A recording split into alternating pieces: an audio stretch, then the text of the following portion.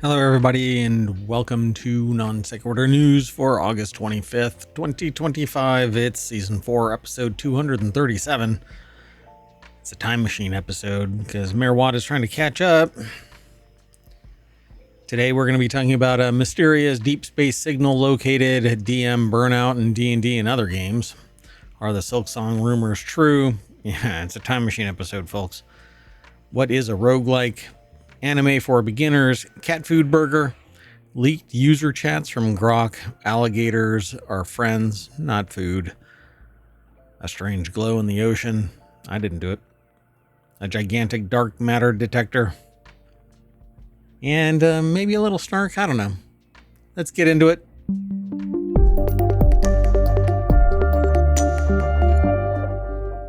All right, folks, that's what ohmTown looked like on August 25th. This is a time machine episode, so it's today.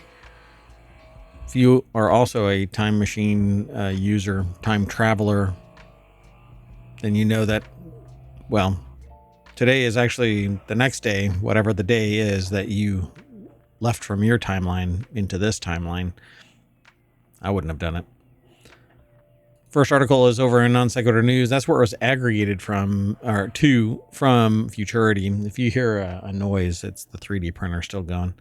Scientists detect precise location, origin, of a mysterious signal from deep space. For almost 2 decades, astronomers have been trying in vain to explain extremely bright flashes of radio bursts emanating from deep space and cosmic toots. Maybe. I don't know. Despite only lighting up for a tiny fraction of a second, these fast radio bursts, or FRBs, have been known to release as much energy as the sun puts out in an entire year. Now, in what's being called a turning point, an international team of researchers have traced back the location of the origin of one of these, the brightest FRBs ever detected, allowing them to glean invaluable insights into the baffling phenomenon. I think this is like Stargate, right? You went back and followed it back. Now we know, as detailed in a pair of new papers, astronomers used the Canadian Chime FRB radio telescope to home in. What could it be, says Futurism's deck statement. Victor Tangerman put the article together for Futurism.com. I'm just kind of reporting it out. The radio telescope to home in on an FRB officially called 2025-0316A, probably March 16th, but unofficially referred to as RB float for radio brightest flash of all time, which was observed in March, January, February, March. See, the 03, January, February, March, probably on the 16th, and it was the first one, March of this year, near the Big Dipper. So thanks to an array of outrigger telescopes spread across North America, the team was able to pinpoint the origin of the FRB to a precise region that measures just 45 light years across, significantly smaller than the average star cluster in a galaxy some 130 million light years away. While that may sound somewhat overwhelming, given the fact that 45 light years is roughly 30 times the diameter of our entire solar system, it's an impressive feat. Oh, not if you don't understand any of that. Space is big. Unbelievably big. This could be the first object linked to an FRB that anyone has found in another galaxy. All right. And that's just one of many candidates that have been put forward over the years. Complicating matters is the fact that the astronomers have yet to observe 2025-0316A repeating itself. Other FRBs have been known to repeat in pulse and complex and highly regular patterns, adding to the overall mystery. Maybe it all blinked out. I mean, it's 130 million light years away. Seems different energetically than the repeaters that they've studied. They're now re-examining some of the more explosive models that had fallen out of favor. Let's keep going. The next article is over in Warcrafters. 4 tips to get over DM burnout in D&D and other games. It's not uncommon for DMs to get to a point where they just everything sucks. No one likes carrying capacity rules after all. So, Francesco Cacciatore put the article together. Don't let the toil of being a dungeon master prevent you from having fun. That's why I try to eliminate all of the characters that when I DM. I actively seek it out. So being DM is a tough job. I agree. I don't really like doing it. While other players have the leisure of spending their week simply looking forward to the next session of D&D or your tabletop role-playing game of choice, you actually have to prepare for it as a DM or GM, Dungeon Master or Game Master. When you're finally sitting at the table, you have to put that hat of arbiter, narrator, mediator, and let's face it, sometimes parent, when you're also not forgetting to have fun yourself. It's incredibly rewarding but demanding. So they talk about it over at polygon.com. They say keep it short and sweet, keep your mind and body fresh, switch it up, and step to the other side. This may be the most obvious suggestion on this list, but it's also one that's deceptively hard to accomplish. Sometimes as a DM, you owe it to yourself to step to the other side of the table and spend some time as a player. This will have an evident stress relief effect, but it also offers you an opportunity to improve your game once you don the likely pointy DM hat again. And that was the last one of the 4 that they talk about. 4 tips to cure it. So it's called I Got D&D DM Burnout. Here are my 4 tips to cure it from Francesco Cacciatore. Okay. So the next article is over in Warcrafters as well. Hollow Knight and Silksong may be on opposite ends of the spectrum with their stories. Team Cherry's long-awaited Metroidvania Hollow Knight Silksong has been in development for over 6 years, but the game didn't really receive a single release date thing until recently. Not even warnings. Then suddenly, 2 weeks away. A few days ago, Team Cherry dropped a new trailer for Silksong on its official YouTube channel, where it confirmed that the game would launch on September 4th, 2025. And while it wasn't shadow dropped, as some fans had hoped, the fact that Hollow Knight Silksong is scheduled to release in just 2 weeks was enough to get the Silksong community abuzz with excitement. That's what the article says. Game Rant put the article together. Ediz Gunner put the article together. Yeah, this is going to be interesting. We will see what happens. Hollow Knight, it says here, Silksong seems to have more hopeful narrative than Hollow Knight. Hollow Knight Silksong will follow the adventures of Hornet, the Princess Knight, who plays a major role in the original Hollow Knight. Sometime after the events of the previous game, Hornet is kidnapped by outsider bugs and taken to the kingdom of Farloom, a land haunted by Silk and Song. Before she arrives at her intended destination, Hornet breaks free from the cage she is held in and attempts to find her way through the surrounding land. And as she goes on a dangerous pilgrimage to the peak of Farloom, Hornet learns more about herself and her past in the process. I do not want to spoil this, so I'm going to stop right there. How about that? Take that. So the original Hollow Knight's plot was darker and centered primarily around the cycle of doom. That's what they say here. So you can go and favorite it over on Steam, and also you can the price is going to be like $20 or something like that, maybe 30. I don't know. I'm not sure anymore. Hold on, let me look it up.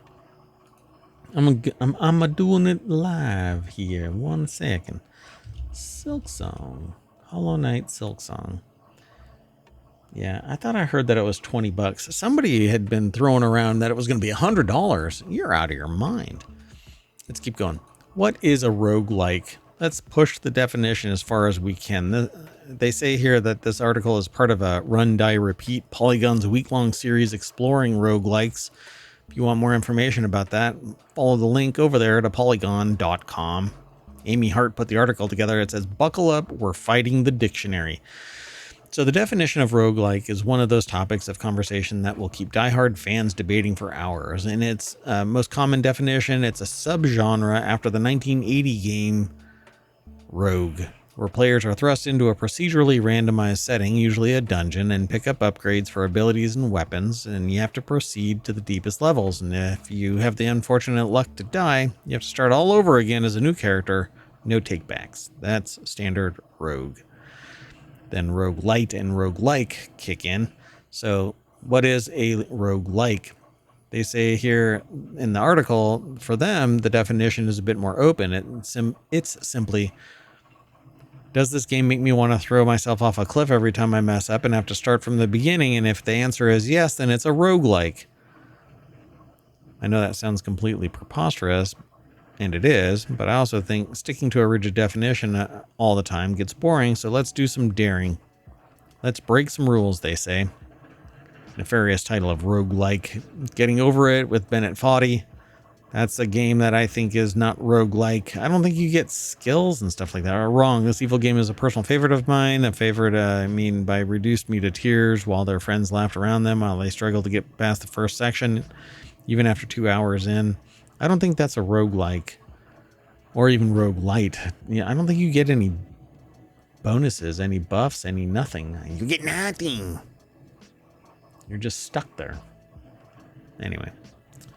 So now the game does automatically save when you exit out of it, which seems very anti-roguelike, they say, but it is so darn difficult that even if you do save, there's a good chance that you'll make a mistake and fall down, pot over head, anyway.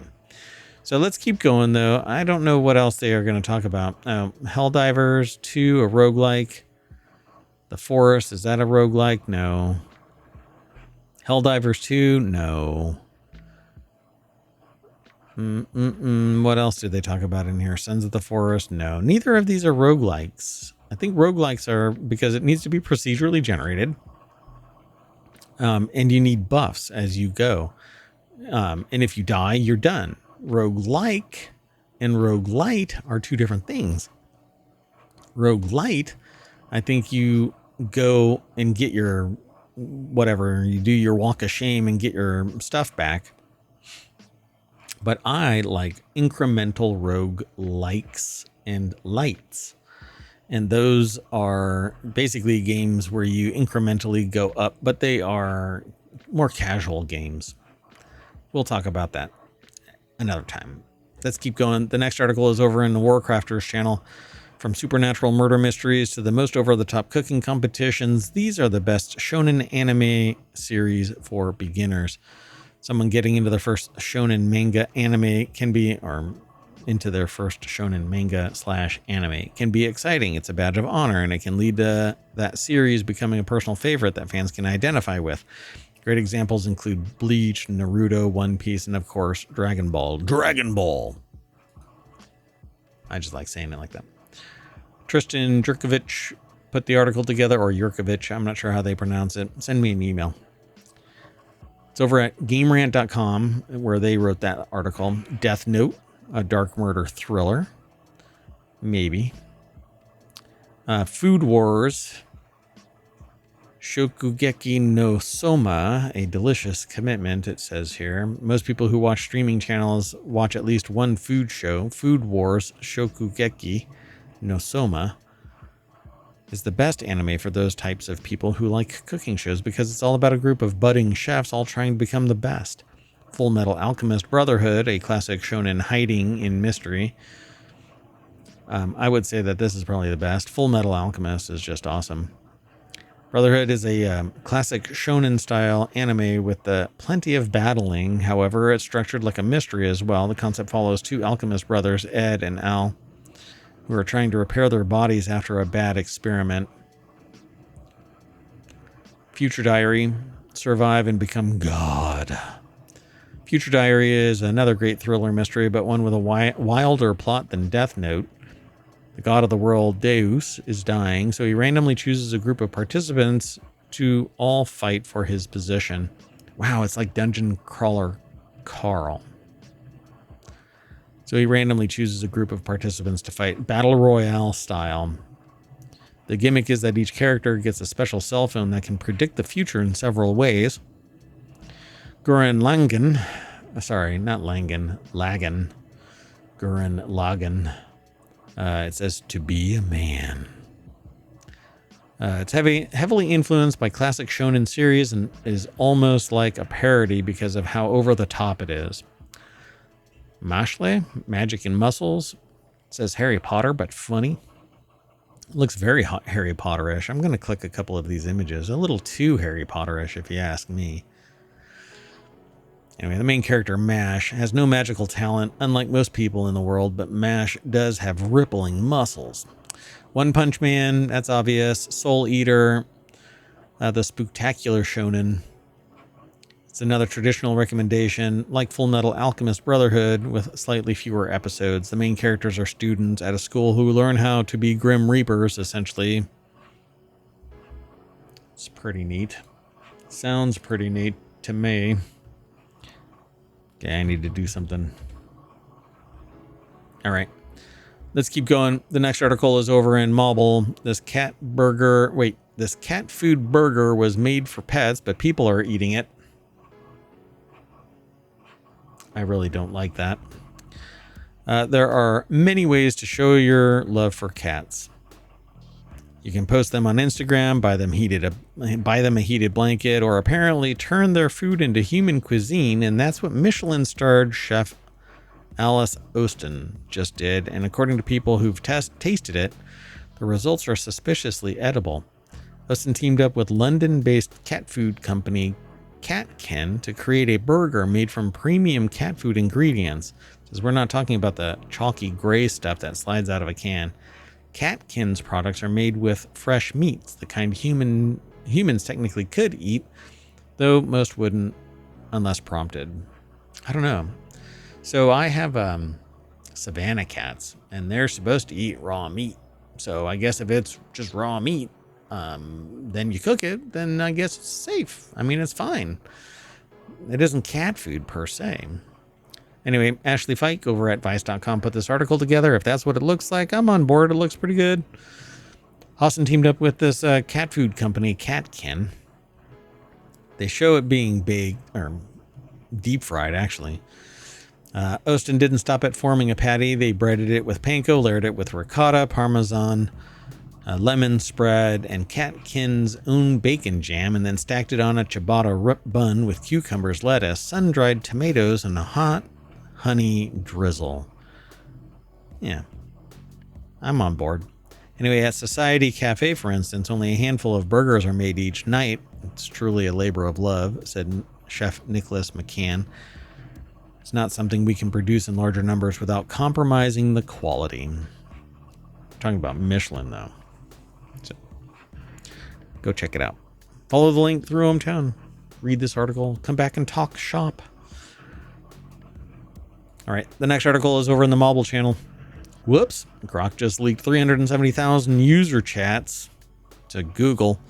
In case you haven't heard of it, in case your brain is overloaded with all the incessant talk about AI, this chatbot, xAI, an Elon Musk company, has its own generative AI in the vein of ChatGPT, except that it's fed from whatever is left of the burnt out husk that is Twitter. This ChatGPT competitor is called Grok because nothing original comes from Elon Musk. Grok, it turns out, is a bit of a blabbermouth, according to Forbes, with more than 370,000 chats by users showing up on Google's search results page, and they include exactly the kind of personal details I doubt the users felt comfortable showing up on the internet for all to find. Yeah, nothing you have is safe if it's under this dude's purview. If he has any access to your shit, it is going to be parsed probably directly by him because that's what he's into, I think. Kind of creepy. Matt Janser put the article together. It's over at Vice.com. Grok transcripts have begun showing up on Google, Bing, and DuckDuckGo, which is ironic because DuckDuckGo is all about privacy. Grok, it turns out, is a bit of a blabbermouth. So the shared pages revealed conversations between Grok users and the LLM that range from simple business tasks like writing tweets to generating images of fictional terrorists attacked on Kashmir and attempting to hack into a crypto wallet, according to a Forbes author. You can get to that link by following the link over at vice.com, and you can get there by following the link that is right here in the mobile channel at ohmTown.com. Let's keep going.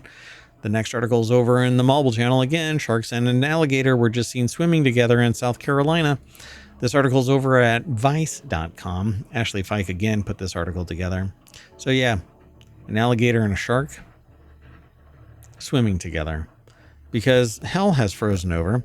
They say they've been visiting Hilton Head since they were 12 and they've never seen anything like this. Usually one is lunch for the other, I suppose. According to the Island Packet, this is this statement, they've never seen anything like it, comes from a person visiting Hilton Head since they were 12, but they don't say the age. At any rate, they counted 5 lemon sharks and 1 alligator drifting through the brackish water, each seemingly unbothered by the other's presence. The humans were about 50 feet away and saw a whole fin. Oh my God, not a whole fin. Anyway, there you go. The footage has since gone viral. The gator hovered near the dock's edge, half submerged and still. The sharks circled slowly, their fins cutting through the surface. Interesting. I wonder if it's the brackish water. So yeah, they're not a threat to each other either and coexist well, according to Hart. So Morgan Hart of the Alligator Project, leader for South Carolina Department of Natural Resources. Sightings like this aren't as rare as people think. In coastal areas, sharks and alligators encounter each other quite a bit. They're both kind of predators within their area, but they probably don't eat each other unless there's blood in the water. For now, though, Hilton Head's wildest dinner guests have left peacefully. No fights, no bites, just a shark-gator hangout. Why not? Okay, let's keep going. Next article's over in Non Sequitur News. Satellites spotted a strange glow in the ocean, and the scientists that have looked at it have a wild explanation. Since the early 2000s, scientists have been puzzled by a gleaming turquoise spot in the middle of the Antarctic Ocean showing up in satellite images. The patch is located just south of the Great Calcite Belt, a region that's rich in the mineral form of calcium carbonate and teeming with coccolithophores, tiny marine organisms that grow reflective calcite shells out of the mineral. The patch itself, however, has been considered far too frigid to support these tiny plankton, causing a long-standing marine mystery. Now, as detailed in the paper published in the journal Global Biogeochemical Cycles, which sounds like a science fiction movie. It should be like a Chronicles kind of thing, right? Global Biogeochemical Cycles. It's a horror movie or something. Scientists say that they finally nailed down a possible reason for the existence of the otherworldly iridescence. They wanted to be snazzy. So the article is by Victor Tengerman, Futurism.com. They went to have a look for themselves on board a research vessel. And now the paper is published. And they say satellites only see the top several meters of the ocean, but we were able to drill down with multiple measurements at multiple depths. To their surprise, they found that the coccolithophores did in fact live in the frigid waters where no one thought they could survive, albeit in much smaller concentrations than in the Great Calcite Belt. In the process, they got an unprecedented peek at how the ocean's carbon cycles function.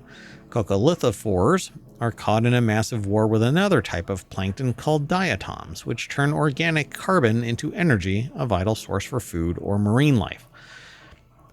But the researchers' findings suggest that the moderate concentrations of plated coccolithophores and detached coccoliths were observed south of the Great Calcite Belt all the way to the 60-degree south line. The paper reads, however, the majority of reflectiveness is the result of shiny outer layers of diatom plankton scattering the light, according to the researchers. The next article is over in the Wanted channel. A physicist wants to turn Jupiter's largest moon into a gigantic dark matter detector, Ganymede. The biggest moon in our solar system could hold clues to dark matter, according to a new proposal. Gayoung Lee over at Gizmodo.com put the article together. The deck statement says Ganymede, the biggest moon in our solar system, could hold clues to dark matter, according to a new proposal. So dark matter refers to the invisible mass that supposedly constitutes 85% of the universe. There's considerable evidence that dark matter exists, but it's dark, meaning it doesn't respond to light and very weakly interacts with other matter. The search for dark matter has tested the limits of physicists' creativity, but a proposal by William DeRocco, a physicist at the University of Maryland, may be the most extraordinary yet. In a preprint submitted to Archive, Rocco suggests that Ganymede's craters may store evidence of dark matter particles, which spacecraft like NASA's Europa Clipper or ESA's JUICE could observe during their respective missions.